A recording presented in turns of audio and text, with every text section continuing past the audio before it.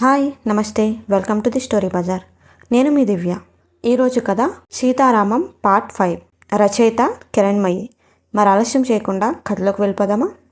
అలా కొన్ని రోజులకి రామ్ ఒక మల్టీ స్పెషాలిటీ హాస్పిటల్లో జాబ్ చేస్తూ ఒక క్లినిక్ పెట్టుకున్నాడు. అప్పుడు తన క్లినిక్ కోసం కొంతమంది స్టాఫ్ని, ఒక అసిస్టెంట్ని అపాయింట్ చేసుకోవాలని రిక్వైర్మెంట్ ఉందని చెప్పాడు. సీత రామ్కి ఒకరిని రికమెండ్ చేసింది. అది అతను జాబ్కి అప్లై చేయకుండానే. రామ్కి అర్థం కాలేదు. తనే పిలిచి మరీ జాబ్ ఆఫర్ అతనికి ఎందుకు ఇవ్వాలో, కానీ సీత దానికి క్లారిటీ ఇచ్చింది. విక్రమ్ సార్, ఒక్క నిమిషం, మీరే పిలిచి జాబ్ ఆఫర్ ఇచ్చారా? మీరు అలా తీసుకున్నది నన్నే కదా. ఎప్పుడు మా అమ్మ నీకు ఉద్యోగం ఎవరిస్తారా, నీకు ఉద్యోగము రాదు, పెళ్ళి అవ్వదు అంటూ ఎప్పుడూ తిట్టేది.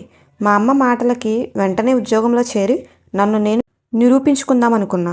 కానీ చిన్నప్పటి నుంచి మా అమ్మ నాకు చిన్న టిఫిన్ బాక్స్ పెట్టడం వల్ల నాకు ఆకలి వేసి నా టైం అంతా అందరి టిఫిన్ బాక్స్ వెతుక్కోవడానికి సరిపోయింది. ఇంకా స్కూల్లో టీచర్లు చెప్పేది వినడానికి టైం ఏది? అందుకే చదువులో వెనకుండేవాడిని. ఇంకా ఉద్యోగం ఎలా దొరుకుతుంది చెప్పండి? అలాంటి క్లిష్ట పరిస్థితుల్లో మీరు నాకు పిలిచి మరీ జాబ్ ఇచ్చారు. మన దగ్గరే పనిచేస్తున్న పుష్ప నన్ను ప్రేమించి మరీ పెళ్లి చేసుకుంది. అంటే ఇప్పుడు ఆ తప్పుని భరిస్తున్నాను అనుకోండి.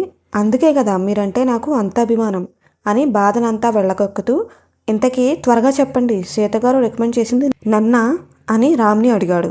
రామ్ ఇంకా అమ్మమ్మ నవ్వుకుంటూ అవునన్నట్టుగా తలూపారు. విక్రమ్ ఆవేశంలో, అంటే నిజంగానే మీ గతంలో నా పాత్ర ఉందన్నమాట. ఇంతకీ అసలు ముక్కు ముఖం తెలియని నన్ను ఆవిడ ఎందుకు రికమెండ్ చేసింది అని అడిగాడు. అప్పుడు రామ్, ఎందుకంటే నా చిన్నప్పుడు నా లంచ్ బాక్స్ లాక్కుని తిన్నది నువ్వే. నా కోరికల చిట్టాలో నువ్వు కూడా ఉన్నావు కదా. అందుకని నువ్వు నా లంచ్ బాక్స్ తిని నన్ను సతాయించినందుకు సీత నీకు నా దగ్గర నాకు ఎప్పటికీ అసిస్టెంట్లా ఉండాలని పనిష్మెంట్ ఇచ్చింది. కానీ నేను సైకిల్ తొక్కి పడిపోతే నువ్వు నన్ను జాగ్రత్తగా ఇంట్లో దింపినందుకు మంచి పనిష్మెంట్ ఇచ్చిందన్నమాట అని చెప్పి రామ్ ఇంకా అమ్మమ్మ నవ్వుకుంటూ హైఫై ఇచ్చుకున్నారు. అమ్మో అమ్మో, నాకు తెలియకుండా నా వెనక ఎంత కుట్ర జరిగిందా అంటూ నోరు కొట్టుకున్నాడు. ఇంతకీ అసలు కథ చెప్పండి సార్, ఇంకా ఎంతసేపు సస్పెన్స్? మీరు సీత కలిసారా లేదా అని అడిగాడు.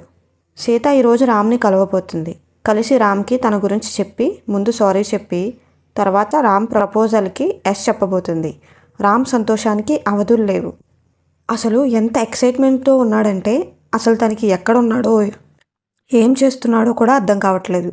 తన రూమ్లో అన్ని చోట్ల బట్టలే. డ్రెస్సులు తీసి వేసుకుని విప్పి అలా 25 డ్రెస్సులు విసిరాడు.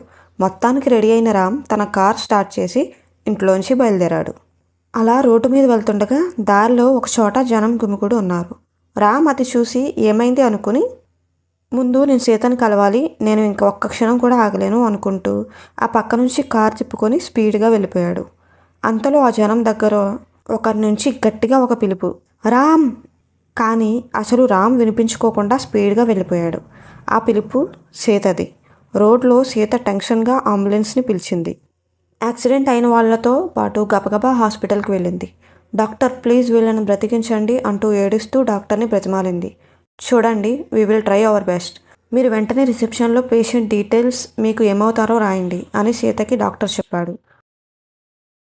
రామ్ ఎదురు చూస్తూనే ఉన్నాడు సీత కోసం. రాత్రి అయిపోయింది, కానీ సీత రాలేదు.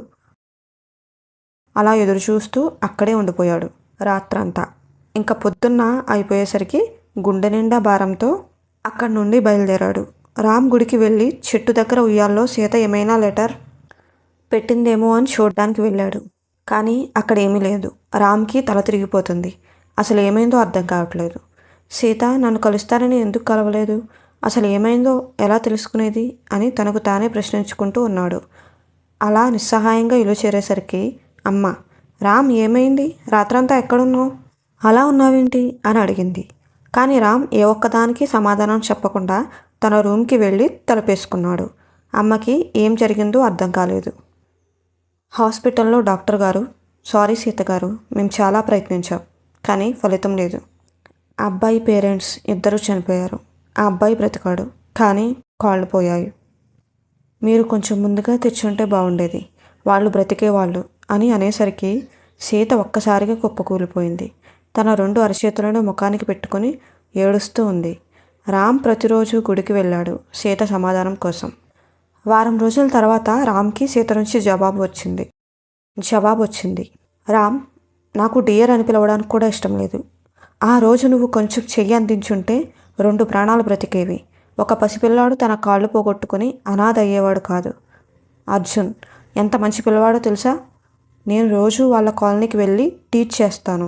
అక్కడ ఉన్న పిల్లలందరిలోకి అర్జున్ తెలివైనవాడు. తన పేరెంట్స్ ఎంత అమాయకులో కొడుకు కోసం ప్రాణం పెట్టుకుని బ్రతుకుతుండేవారు. ఆ రోజు నేను నిన్ను కలవడానికి నా స్కూటీ మీద వెళ్తుంటే నా పక్క నుంచి సైకిల్ మీద అర్జున్ తన పేరెంట్స్తో కలిసి వెళ్తున్నాడు. నేను కనిపించగానే నమస్తే టీచర్ అంటూ నన్ను పిలిస్తే పక్కకి చూశాను. నేను చూసి నవ్వే లోపల నా ఎదురుగా ఒక లారీ వచ్చింది. వెంటనే వాళ్ళు సైకిల్ వదిలేసి నన్ను పక్కకి తోసేశారు.